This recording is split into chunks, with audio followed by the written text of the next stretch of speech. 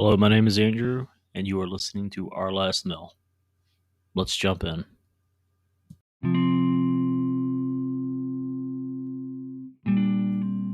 Like so many people, I use my phone as a means of escape and distraction when I've had a long day, I'm tired, or I just want to shut my brain off for a few minutes. Something I've gotten more interested in over the last year has been TikTok. I really enjoy the freedom that it gives individuals to make content that's funny, creative, interesting, or delicious. TikTok has removed the barrier of entry for home chefs to share their food with the world, and I'm honestly here for it. Food is more than fuel for so many people. It is passion, comfort, and it's an act of love. So I love that so many people use TikTok to share their recipes, tips, and skills. My algorithm is pretty food heavy, so I regularly have new chefs pop up, and a while back I saw one named Your Barefoot Neighbor, real name Matthew, when his freestyle recipe for Salisbury steaks popped up. His husband told him that he was craving, and I quote here, really nice Salisbury steaks, and he provided. I had to immediately save this video and planned it to make them the next week. I wish I could say that it came out great, but it was a disaster, and I really screwed them up, and that's my fault, not his. I did have more of his videos pop up on my feed, so I followed him. I ended up making a pork and orzo dish for my wife and daughter, and we all loved it. It came out perfect. Matthew quickly became one of our favorite TikTokers. A little while back, Matthew posted a different kind of video, one talking about the struggles that he faced when coming out to his family as a gay man. I'm not going to pretend to understand what this is like, but it really struck me because it proved a point that I've wanted to make since starting this podcast. Grief is not just around death. Most of my episodes have dealt with the passing of a loved one, but grief can result from any kind of loss. Death, sense of self, or a close relationship with your family. I reached out to Matthew hoping he would be willing to come on and talk about his experiences, and he was gracious enough to join me on today's episode. Before I get into the interview, I do want to call out that 1, June is Pride Month. 2, and this is not going to be news to anyone, there is a lot of hate in the world right now, and I am of the opinion it's wrong. I don't think that's much of a stand to make, but I feel like it takes everyone standing up and calling out BS when it's BS. I'm a firm believer that love is love, and y'all means all. I share with Matthew that I don't want to come off as performative. That's been a big fear of mine. I want to be authentic, and to me, being authentic means treating everyone with decency and kindness. I hope you enjoyed today's episode. If you do, please consider subscribing, rating, and reviewing, and following on social media at Our Last Mill Pod, or you can reach out at ourlastmillpod@gmail.com. I'll give one content warning here. The show does touch on sensitive topics such as death, so please be mindful as you listen.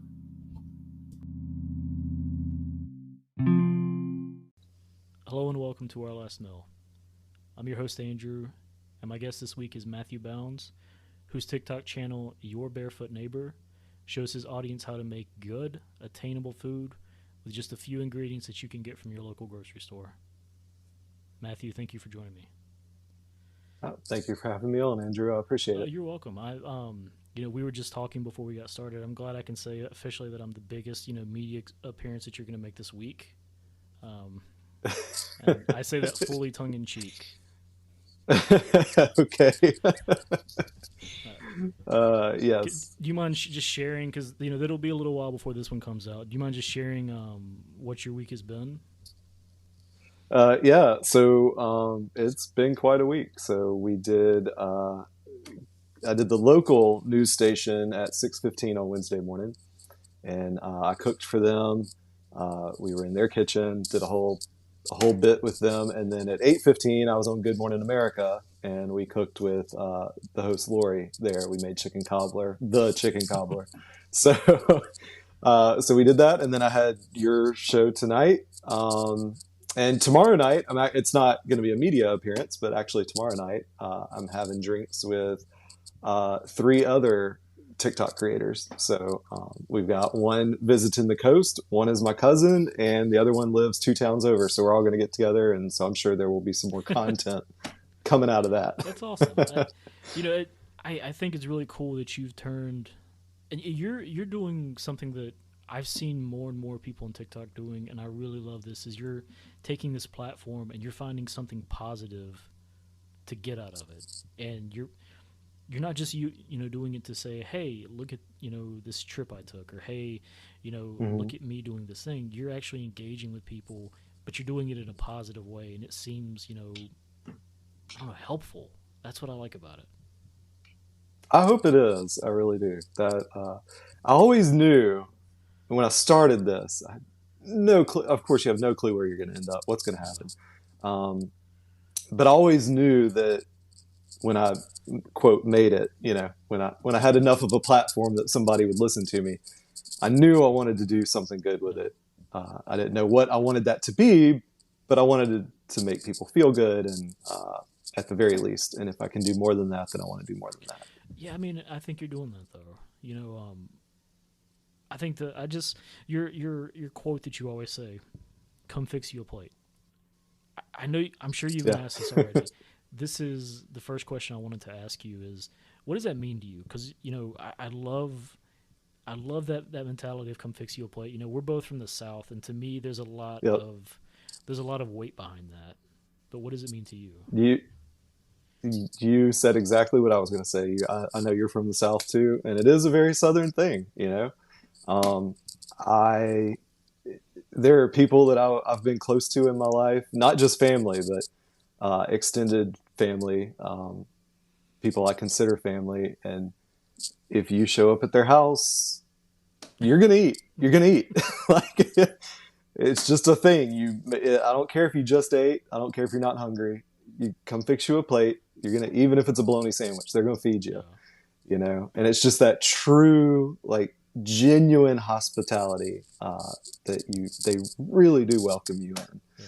and that's really what I want to convey on my I channel. think you do that, man, and it's because to me the act of feeding somebody, it's not even just the physical. Let me give you some nutrients. Hmm. It is more than that. It is there is something so important about, and I said this on a recent episode. There is something so important about the act of breaking bread with somebody, and Hmm.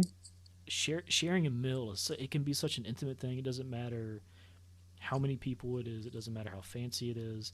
You said even if it's just a bologna sandwich. If somebody offers me a bologna sandwich when I walk in their house, I've got a new best friend. I love that person. But there's just something Yeah, so important about that. it is. I agree. It really is. I was a preacher's kid growing up, Hey, so same. we spent. Oh yeah, okay. So about like Sunday after Yeah. church, you're either going to do one of two things. You're going to the buffet, or you're going to go to somebody's house. Somebody's having the preacher over for Yeah. lunch, and I learned from a very early age, like they fixed it, you eat it. At least even if it's something you don't like, you say thank you and you appreciate it and you take a couple bites. Um, and I think that really stuck with me. I,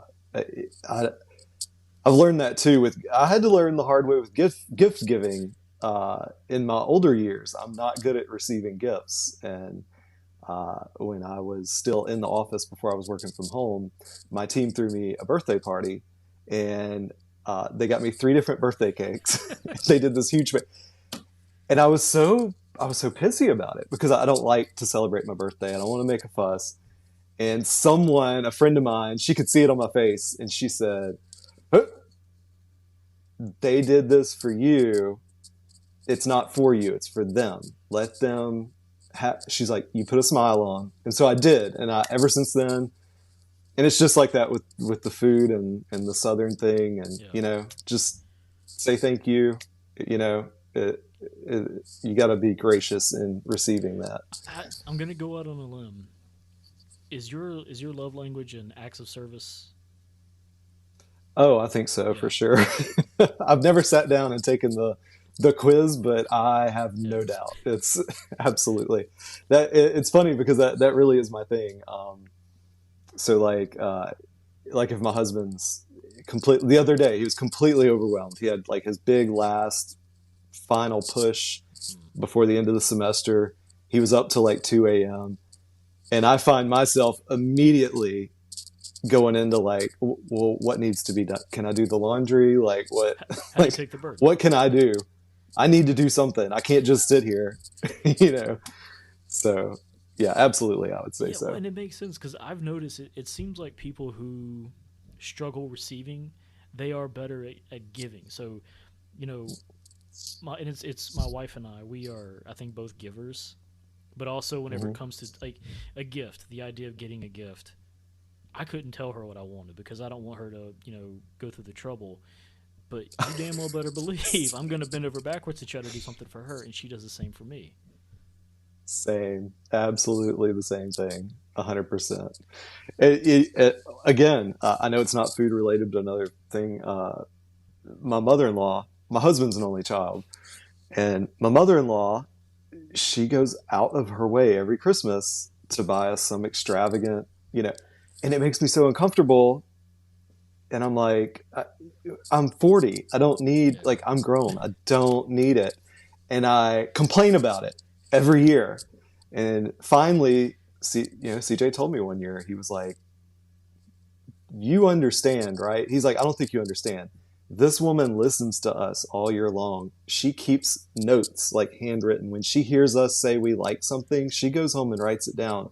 She looks for this. Like, this is a year long event for her. yeah. And her heart is like bursting to give us the perfect gift that she has picked out. He's like, she has no grandkids. She has no other kids. Don't take this away from her. And I never, to have it framed that way, like completely changed my perspective. So now, now I look forward to it and celebrate it with her. You just got to let people do that for you Yeah, I sometimes. mean, I like the way you put that too, because it is giving a gift is not just for the person getting a gift. I mean, I know anytime I doing something for my daughter, and I'm sure she's an only child, and I'm sure she gets older and gets married one day that it'll be the same. Giving her something or giving her a gift or an act, I get so excited just to see how she responds to it. Yeah. We last year she spent the weekend with my mother-in-law, and while she was gone that weekend, we completely redid her room. We painted it. Oh, We gave wow. her this cool purple accent wall. We got her a new bed, new nightstand. We hung all of her stuffed animals up in a big hammock in the corner. We just went all out. I was so excited to see her reaction. I would have been over the moon. I'd have been beside Yeah. myself waiting for her to come Oh, home. we filmed it too because it was just so cool to get to see. And uh, and the thing is, in my head, I'm like, okay, she's gonna do cartwheels. She's gonna flip out. She walks in, she's like, oh, I like it. I love it. It's great. And in my head, I'm like, come on, I got to point. I need the Yeah, cartwheels. you see that? You see the purple wall over there? Isn't that cool? You see how we got the stuffed uh, animals up there? It and it's. I'm sure it's selfish, but I mean, it was exciting for us to get to see her get that. Yeah, Absolutely. I totally understand yeah. that. 100%. I get it. So I do think that that as far as the food thing goes, I think it is similar. It's that act of taking care of someone, because It someone is. comes to the house, you can make sure that if nothing else, they are fed. They get to be fat and sassy. They get to just Right. they can be comfortable, right? Absolutely. Uh huh. Yeah, I completely agree. Yeah, I feel that need. Yeah, when somebody's over, I'm like, well, okay, what do we do? Even if it's ordering pizza, we're like, let's do yeah. something. You can still make sure that they're taken care of. Yeah, I gotcha. But so I will say this too. So I know it's you said even ordering pizza, but obviously your TikTok channel is it is a treasure trove of recipes. It is. I told you I would have to call this out. I've got to call out two recipes that I've tried of yours. One Okay. that was successful, which was the Love's pork tips in orzo. So I was good. is amazing. It was so good. She, yeah, I work. Loves is a woman I work with, and she is just absolutely phenomenal. I love her so much, and she was just casually telling me that she's like, I kind of made this thing for dinner. I make it sometimes, and um, so I kind of took it and put my own spin on it, and so I give her updates. I'm like, man, there's like I think last time I looked at it, there's like 500,000 people. I was like, there's like 500,000 people that like your Yeah. recipe. It's Well, crazy. tell her I'm one of them, because and it was, and my wife liked it, my daughter liked it. We ate on it for a couple of days. It was fantastic. Um, Awesome. the other one though, the not so positive one, was the Salisbury steaks. This was the first of yours videos that I saw. Man, you forgot one step, which is at the end. You just fucked up the whole thing, and you have to go get McDonald's. I I tried to follow it, and it smelled amazing, but Uh huh. I'm not as good of a cook as I thought I was. And I thought I could do Salisbury steaks, but man, I screwed it up. I got to try those again because those looked amazing. Try them again. Yeah, if you get those right, they're chef's kiss every It time. looked phenomenal. It looked phenomenal. And there's a crock pot soup I want to try too. I typically promote things at the end of an episode. I'm going to promote it right now. If you're not following your Barefoot Neighbor, please go follow it. Any recipe that you grab I at random, appreciate that. it's going to be great. Um, I try to keep it simple. It's anything. I shop at Walmart. If I can't get it at Walmart, I'm not going to put it in my recipe. I just every once in a while I might go to the fancy grocery yeah. store. If I'm cooking just for me and CJ and do something. But if I'm making a recipe for TikTok, I try to always make sure it's something people can access. See, I like that though, because I mean, I like that it's not pretentious. It shows that good food, comfort food, food that makes you feel good is accessible, and that you can have it quickly. I also like too the fact that there is cooking with feeling. Seasoning to Hmm. the way seasoning how you feel is necessary. I think it's important. I gave up trying to put seasoning measurements in my cookbook. When I was writing the cookbook, I'm like, I don't even know what a teaspoon of salt looks like. I have no concept of like. so so yeah, in the cookbook, I think 90% of the recipes say salt and pepper to taste. I mean, but it makes sense though. And Yeah. you learned, or you taught yourself to cook during COVID. Is that correct? Yeah, so we came to work from home. I work a lot of hours in my day job. I work very long hours and add an hour and a half commute each way to that, and I was gone. Yeah. It was nothing for me to be gone 17 hours a day, and so obviously I was not cooking, and I couldn't cook before. And so when we started working from home, I had all this extra time, and so I was like, I've always I don't want to be the next Gordon Ramsay. I have no desire to be, all this flair or like really over the top. Not that I think he is, but you know what Oh I'm no. saying. Um, I just want to be the guy that like if you like you we were talking about earlier. If you stop by the house, I can go in the pantry and pull something out and like we can whip up dinner. Like I just want to know enough that I can feed my people. And so that's what I set out doing. And I messed up. Like I fucked up a lot. A lot. There was a lot of stuff that went down the garbage disposal. There still is sometimes.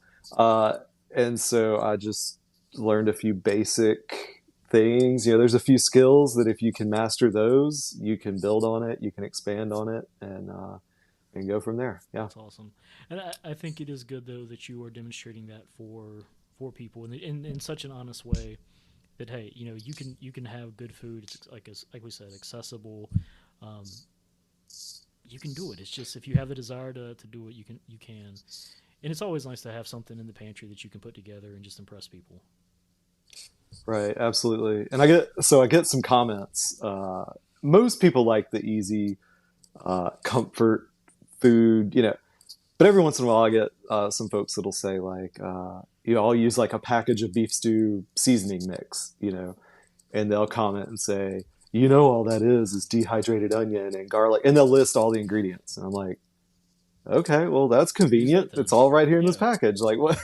Like okay, And and yeah, so I'm not above it. I'm not above not making stuff from scratch. Most I think real people don't have time to make scratch cream of mushroom soup. it'd be great, but it's like you said, you've got a day job.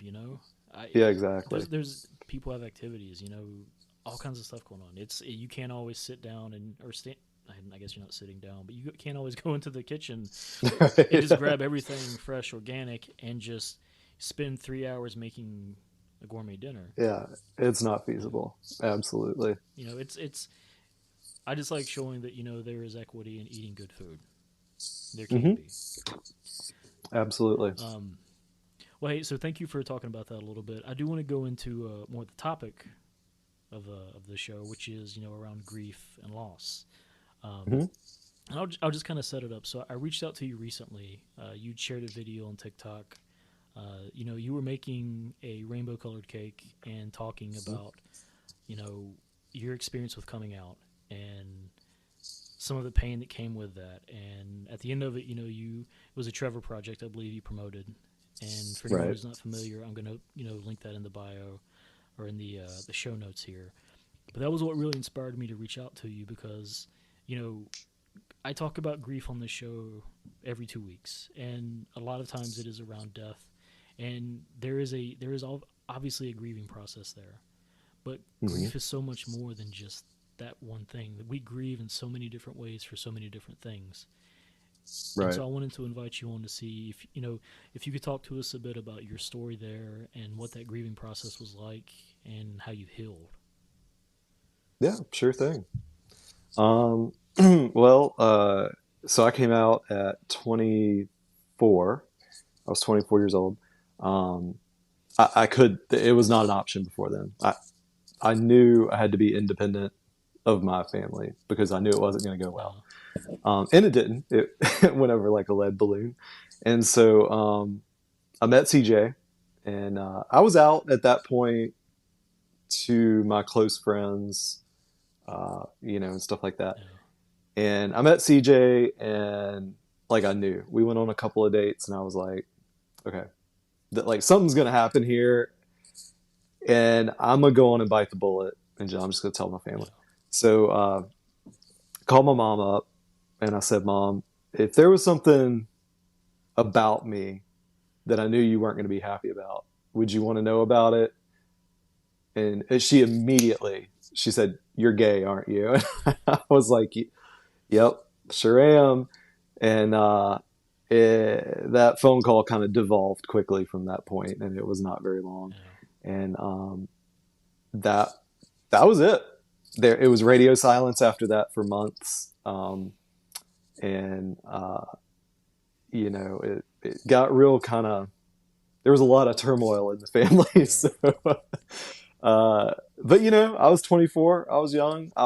Had just met this hot ass guy, and I was like living my life, Yeah. and I didn't really care.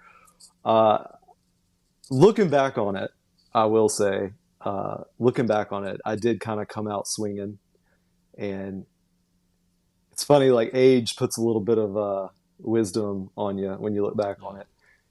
And I had time, I had years building up to that, and I think they always knew, but to have that band-aid ripped off so quick, I had lived outside the bubble.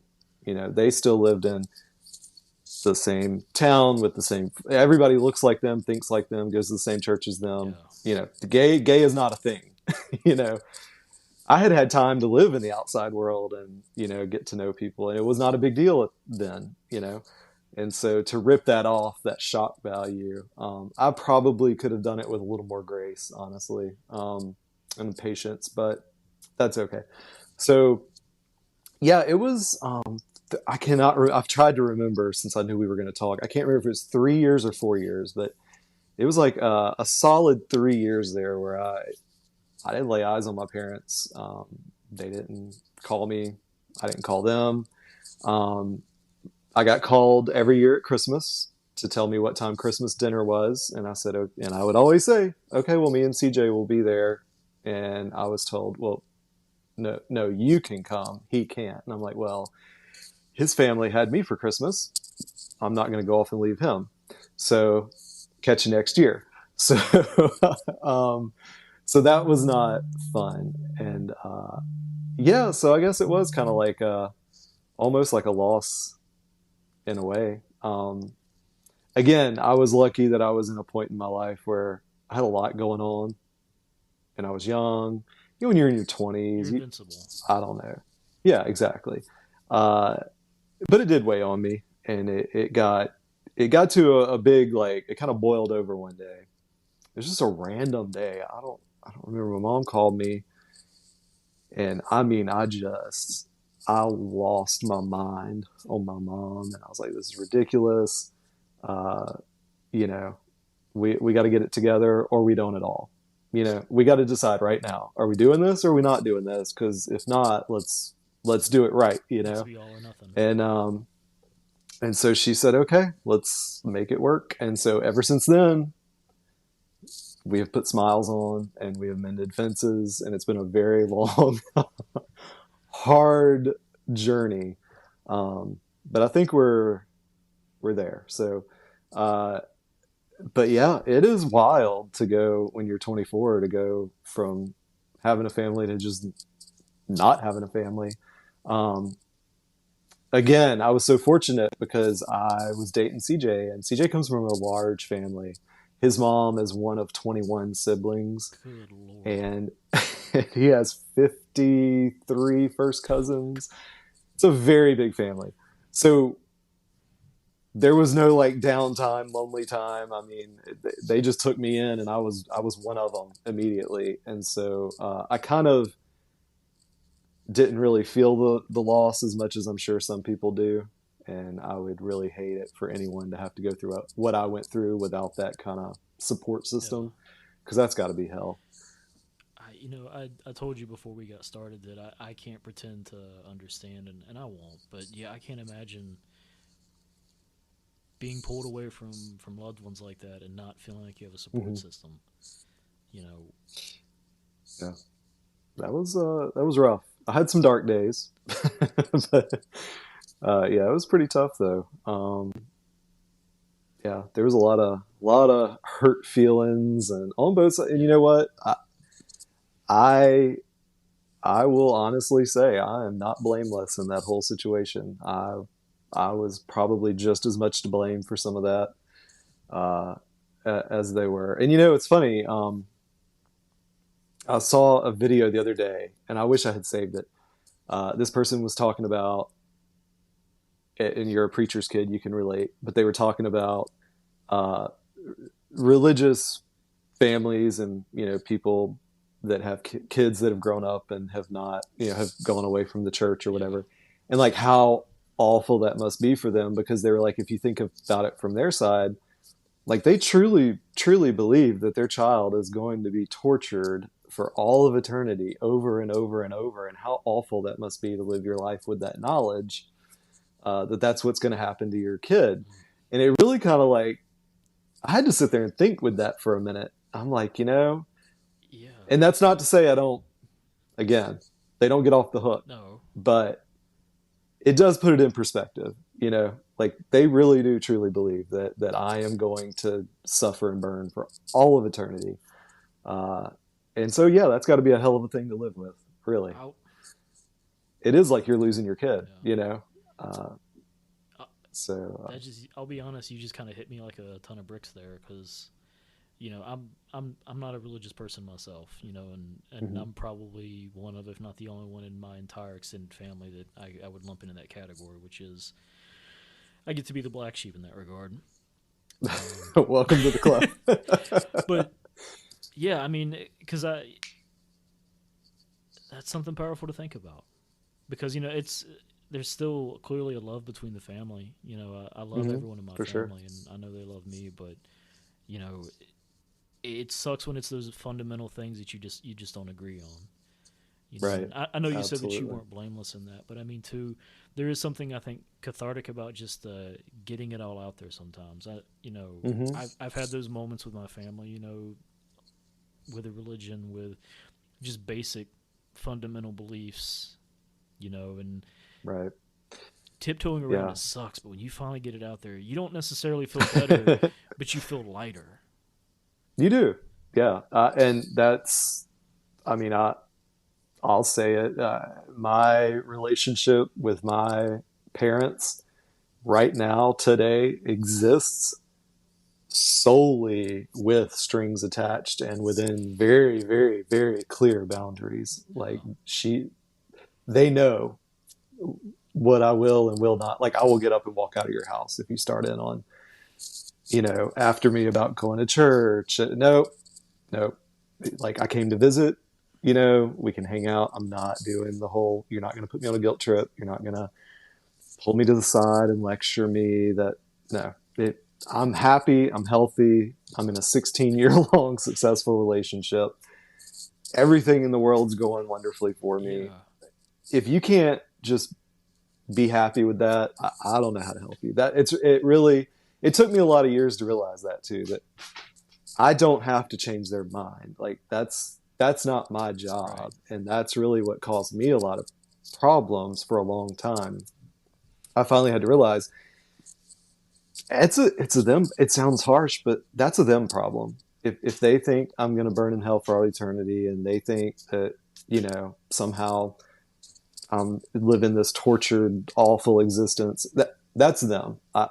That's nothing to do with me. Yeah. So it took me a long time to kind of come to that realization. So I have let that go. Not to sound callous, but that's all the more reason to just if they feel that way to appreciate the time you've got together. You know, Absolutely, and and that absolutely. might just be So me trying to find a silver lining to it. But yeah, I mean, and I'll have no regrets, you yeah, know, and that's what I tell myself. You know, I'm gonna do on my end what I can do, yeah. and I'll have no regrets when it's all said and done. I'm a firm believer. Live a happy life. Try to do right by others. You know, you do that. That's got to count for something. Absolutely, You know, I agree. and it's the only difference really is the pronouns. Whenever I think about the relationships, because you mentioned you knew a few dates in with your husband that hey, Yeah. this is. I knew a few dates in with my wife. I'd always had kind of a sense, and I told her after the fact that I had a big crush on you for a while, but I always had this sense if you and if I ever get a chance to know you, I knew that there was something special there. A couple Hmm. months in, I'm like, this is the one. She's it. I'm not gonna. I don't want to do better. I don't want to do anything different. This is the one. Oh yeah. Yep. So Same with me. that's I knew it. it's kind of crazy because I was around the same age probably whenever we got together. Uh-huh. Maybe just a little bit older, but it is wild to just be hit like that. That yeah, this is you just. It always sounded cheesy when someone would say you just know when you know, but it really is Hmm. you know when you know. Oh yeah. I was look. I was. It was probably very unhealthy for me to settle down the way I did at that point in my life, because I had just come out. I was like living fully out to most everybody but my family. Yeah, Um, I had a roommate. He was gay. His friends were overall. You know, it was just it was this like we would go to. It was nothing for us to like on a random Tuesday night.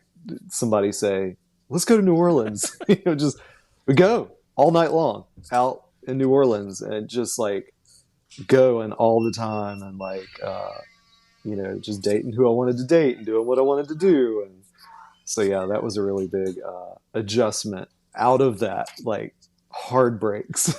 But I'm glad it all worked out perfectly. yeah. So I do want to shift gears a little bit. We're talking about family, and the core theme of this show is that hey, grief and food are two things that are completely universal. That we have foods that we associate with people. Um, the pre-interview process, you shared something with me about your childhood, something you ate with your dad that just meant a lot to you, and it resonated with me because I had this exact same experience with my dad growing up. Can you talk about that a little Yeah, bit? absolutely. I think a lot of us Southern boys did, Yeah, honestly. Um, yeah, like that is one of my first.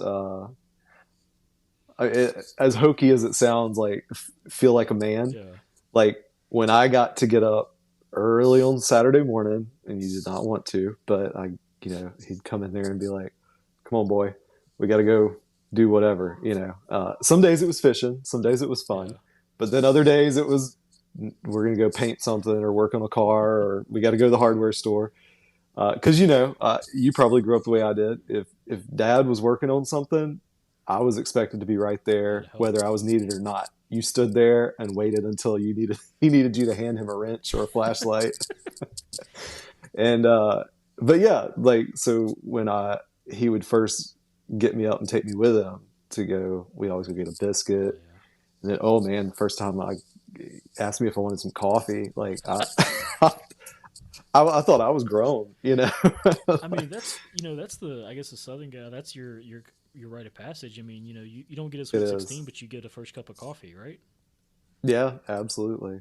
Got that coffee, and yeah, so it was really, it was something to be able to, because I was the oldest, but I had two sisters, and to just be like, it's me, Yeah, I'm going with dad, and I mean, he would take my sisters too sometimes, but I was always the one that got to go with him, go get some lumber or go do this, and we got to always swing through somewhere and grab a biscuit, or it's a gas station, or it was Hardee's, or wherever.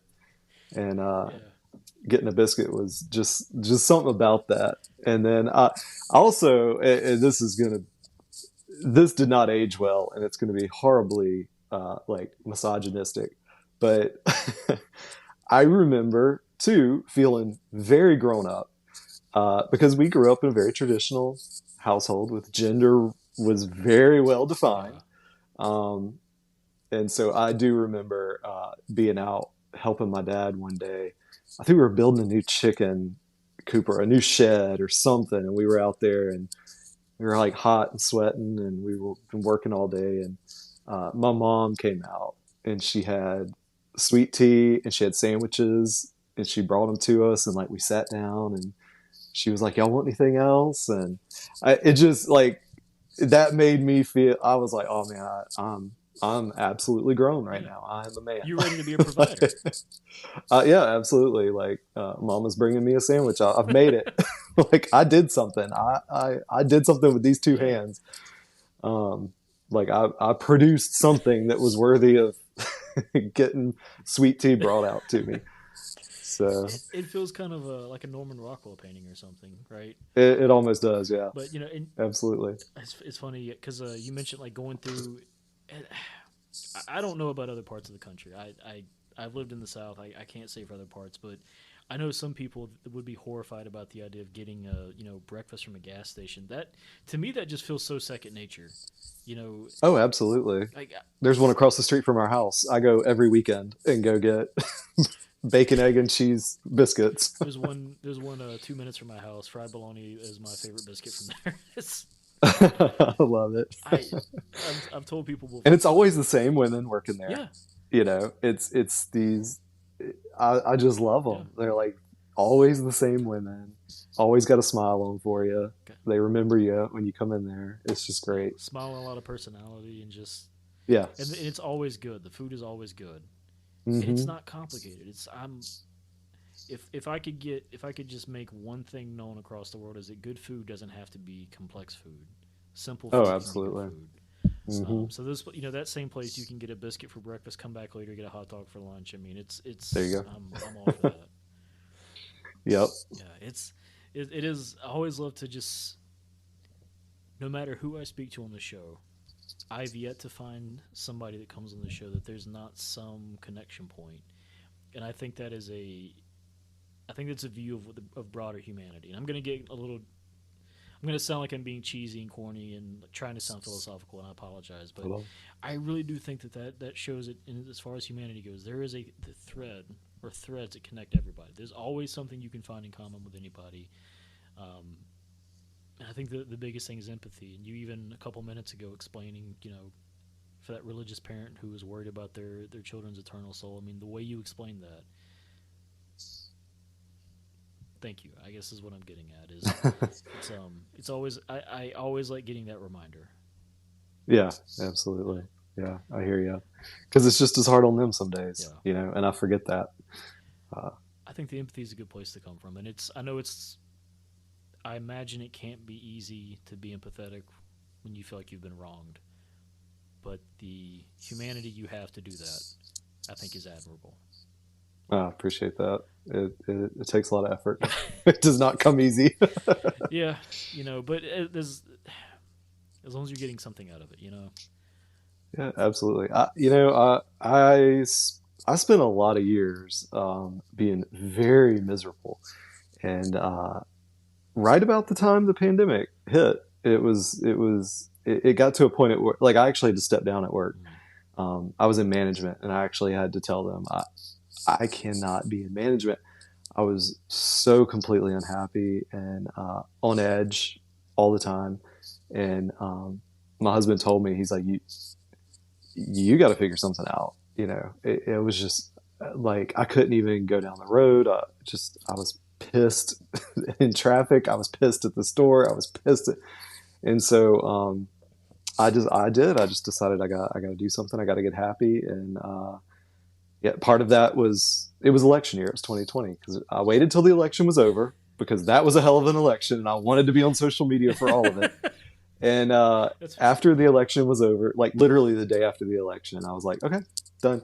I deleted I mean, I didn't just like take it off my phone. Like I deleted my entire account. I had no social media for almost 2 years. And I just threw myself into like the cooking and uh, started reading again. I hadn't read in forever. I started reading again. And yeah, I just found a way to, and started looking outside myself, like the empathy thing. I started just trying to think like, what can I do for other people? And that's so helpful. It's so helpful. If you're trying to do for other people, you're going to get that back 1,000 times over. It's just so rewarding. So yeah, but yeah, part of that was trying to find a way to not have my teeth on edge every time I was around my family. yeah. I mean, that feels like a healthy way to approach it, though. I mean, and I love that idea of starting on the outside and trying to find the peace there, and obviously Hmm. getting away from social media. There's that's never a bad thing. That's never a bad thing. Oh yeah. I told myself when I came back to it, I told myself it was going to be a positive experience, and I was going to make it a positive experience, and that's a work in progress. It really is. But hey, it seems like you're on the right track with that, though. I hope so. Yeah, I think I am. It feels like I am. and that's all you can do is just go on feeling. You Yeah. can't overthink it. Nope. You cannot. Absolutely not. So let me shift one more time. Sure. You also mentioned your uncle, and it sounds like you want to talk about him a little bit. Can we talk Yeah, about him a bit? I'd love to. Yeah, sure. So my uncle, his name was John, but we did not call him Uncle John. We called him brother. So he is my mom's little brother, and her sister. It's just what they always called him. So when we were born, we just called him brother too. And he was single his whole life, and again, they come from a different generation. Yeah, And so my mom kind of, he was always single and lived alone. My mom kind of took care of him in a way, you know what I mean? So we grew up very close to him, like very, very close to brother growing up. And we got older and, I was doing my own thing when I was in my 20s. And yeah, uh, I was not even the coming out thing. I think just when you're in your 20s, you just go do your own thing. You don't really keep in touch with your extended family that much. yeah. You're learning yourself. I feel it. Yeah, exactly. Um, so kind of that. And then after I came out, and, there was several years where I didn't see the family. And then uh, brother was a man of few words, very few words.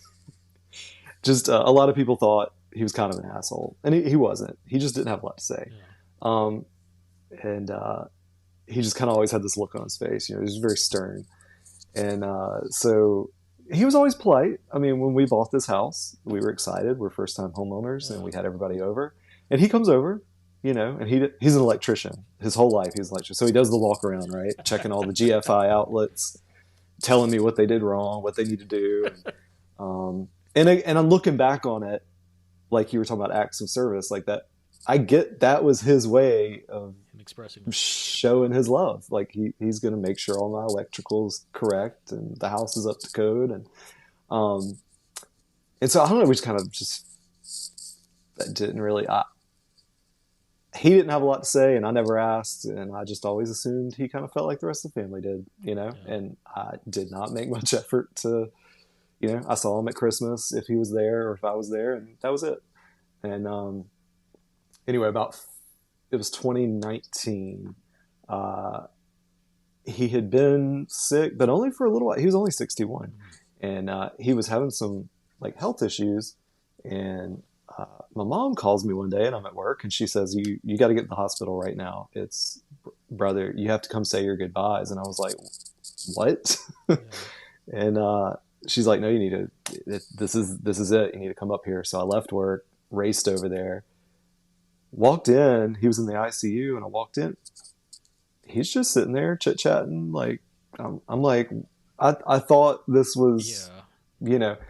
So the doctor comes in right about that time, before I can even figure out what's going on. The doctor walks in, and he says, Mr. Lynch, I understand you want me to take you off the IV. And he says, yes, take me off. And he said, you do understand that when I take you off, this IV is keeping you alive. If I take you off this IV, in under an hour, you'll be unconscious and you're never going to wake up again. And my uncle's like, yep, got it. And so, of course, my mom's like, is this really what you want? And he said, I've been independent my whole life. I'm not going to be anybody's burden. I'm good. I'll live my life. I'm out. So uh, he's like, I'm not going to drag it out. I'm not going to carry it out. I'm not going to go on dialysis and all this. So he looked at the doctor. He's like, just put me in a private room, let my family in. That's all I ask. So the doctor says, okay, cool. So within like 15 minutes, they had him in a private room. And they came in, they took the IV out, and he starts calling people over one by one. And he looked at me across the room and he said, where's CJ? Again, I just I didn't even think to call CJ. You weren't I didn't expecting it. know, yeah. So I call CJ and I'm like, get your ass down here. So CJ gets there, and brother like calls the two of us over, and he's like, he's got one on each side of us, and he's like, y'all take care of each other. I'm very happy for y'all. I'm so happy you found each other. Y'all deserve all the happiness. And he looks at CJ and he's like, you promised me you're always going to take care of him. And CJ's like, of course. And he looks at me and makes me make the same promise.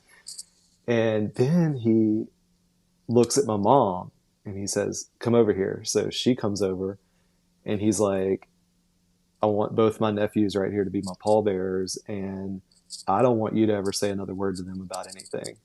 And she was like, okay, I won't. He's like, I don't want to hear another word about it. And she's like, I won't say a word. So, so we promised him we'd be his pallbearers. And yeah. And then literally, I mean, it was not even 15 minutes after that, he looked around, like he was starting to kind of go out, and he looked around the room and he's like, have I said goodbye to everybody? And we were like, yeah, you've said goodbye to everybody. And he's like, okay, tell them to bring the morphine. So they brought the morphine, and that was it. And then his last words, he wanted us, he said, just make sure I'm not alone when it happens. So we all took shifts, and it took like, I think it was 6 days we took shifts until he finally passed. But yeah, that was a hell of a thing. And I have really wrestled with that, because I didn't know. I didn't know. Yeah.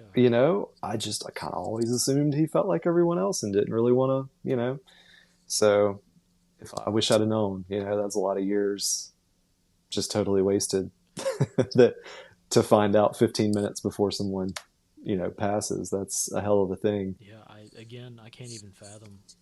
The only thing what stands out in my mind as you tell that story, though, is the fact that he cared about you and loved you enough to make sure that not only you knew where he stood, Mm-hmm. not only to make sure that he got CJ's word that you take care of him, and vice Mm-hmm. versa, but then for one of his last things on this planet to be let them live in peace. Right. It goes back to, sounds like he was an acts of service guy. Yeah, absolutely. I think he was. And, I don't know. I guess I'll never know. I'll never know if did he always feel that way, or was it just, you know, Yeah. I think a lot of people realize on their deathbed that some stuff's just not that big a deal. Yeah. And so I don't know if that was the case, but either way, yeah, it's a hell of a thing. I have a hunch that he never really cared, looking back on things. Yeah. Um, so yeah, I wish I'd had a little more time there. I really do. That'll always be a regret of mine for sure.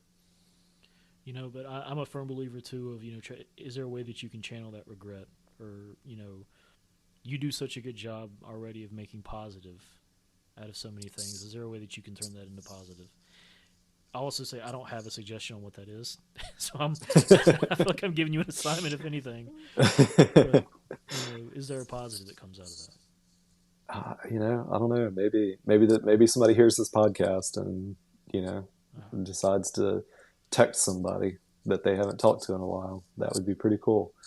Um, I mean, for anyone yeah, listening, that's your takeaway. You have to go text somebody you care about that you haven't spoken to. there you go. Because you don't know, they might, they might think that you got something about them, and you might think they got some kind of feeling about you, and it'd be a hell of a thing if you were both wrong. Yeah, you don't want to get to the end and you didn't get a chance to tell somebody, you know what, I like you. I think you're pretty okay. Something. Right. Exactly. I hear you. Well, we're kind of coming to the end here. I do want to. It's kind of a tradition for me here on the show now is asking somebody if you had a chance to share one last meal with somebody. Um, as far as your family, it sounds like you still get a chance to share. Hmm. Your parents, you get a chance to still share meals with them, and I will say I'm glad to hear that because we never know which meal is going to be our last with somebody, but it is always nice Yep. to get to have them when you can. Um, Absolutely. but I will ask, your uncle, if you had a chance to share one last meal with him or share food with him or something, what would you want? Oh man. I don't know. Probably, man. I think he would really appreciate some gas station biscuits because he was an early riser. He was up before everybody else, so he probably was. He was actually, in his later years, he retired early, and he was the guy that went to the gas station every morning Just hung with out. the other old guys to hang out. Yeah. So yeah, probably a gas station biscuit and those Bob's peppermints that you get in the big ass jug from Oh Sam's, yeah. the soft peppermints. That's since I was a kid. He had a barrel of those in the house every single time. Like I think we picked up a barrel of them after we cleaned his house out. There was several. So Do you ever still have those now? you know what? I don't think I've had one since the last time I was around him. Yeah. So I'll have to go get some. I'm a firm believer. If you get those foods that make you think of somebody, regardless of what they are, it's a nice Hmm. little pop one in and think about them. Yeah, I think I will. Well, hey Matthew, I appreciate you joining me. I do want to take some time here at the end to let you kind of promote because I know you've got a lot of things you're working on. I'd love for you to tell the audience more about it. Yeah, sure. So, like you had said earlier, you can find me pretty much any social media under your barefoot neighbor. Even if I'm not posting there, I've at least secured the username. So it takes a lot more time than a lot of folks realize to actually get onto all the platforms. So, your barefoot neighbor, you can find me pretty much anywhere. Um, and yeah, the cookbook is out right now. It went live just a couple weeks ago. It's called "Come Fix You a Plate," and the subtitle is "Food You'll Actually Cook." And that was my driving force behind the entire cookbook when I was writing it. I actually had to dial myself back a few times because imposter syndrome's a bitch, and you're like, I'm writing a cookbook. I gotta jazz this up a little bit.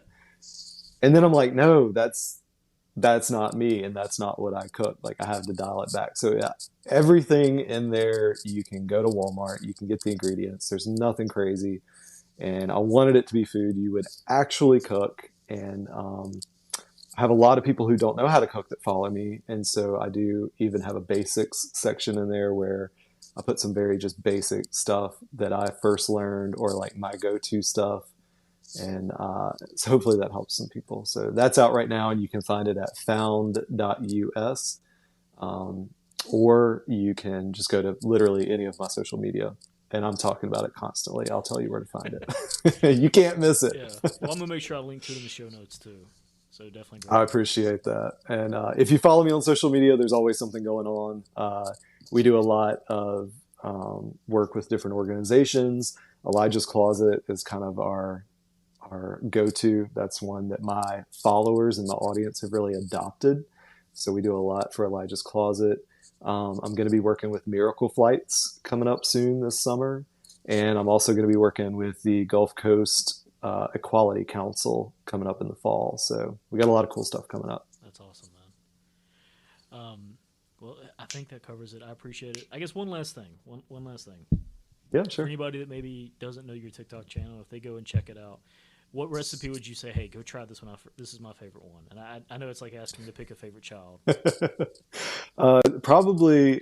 Uh, so if you find me, you're probably finding me from that damn chicken cobbler that I made as a joke and it went viral. So definitely try. It is good. It's a good recipe. So try that. Or my personal favorite, and I get asked all the time what my favorite one is. It is the Cajun chicken pasta. It's Cajun apostrophe T because it's not quite Cajun. So that's my favorite. I had that for dinner last night, actually. That's awesome. I'm going to have to make that one next. Absolutely. Try it out. All right. Well, Matthew, thank you so much. I appreciate you coming on. Thank you, Andrew. I appreciate y'all having me. Bye. Bye bye.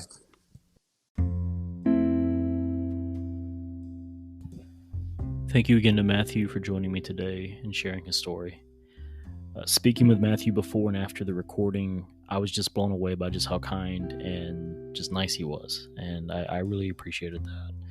It's always great whenever you meet people who you're a fan of and you find out that they are as good in real life as they are on whatever platform you're a fan of. So that was nice to see. I'm going to link to all of Matthew's social media in the show notes. Please go check that out. Please follow him. If you're ever in the need for just a good recipe, honestly, you could pick any random TikTok video and you'll find something good. And it's going to be accessible too. I love that. His cookbook, please go pick that up. I'm also going to link to in the show notes the Trevor Project. If you are not familiar, the Trevor Project is a nonprofit. It focuses on suicide prevention among lesbian, gay, bisexual, transgender, queer, and questioning youth. And I think that's an incredibly important thing. We have so many people who are at risk, and I think anything to help them and support them, show them love and kindness is important. So I'm going to link to that. Again, if you're ever interested in following Our Last Meal Pod on social media or ourlastmealpod@gmail.com, please reach out. I'm trying to add more episodes to YouTube. So if you prefer to consume podcasts there, I am working on putting my back catalog there and putting new stuff there. This is a one-man show, so doing what I can. But I hope everybody enjoyed this episode. And until next time, I hope you will go and have a meal with somebody that you care about.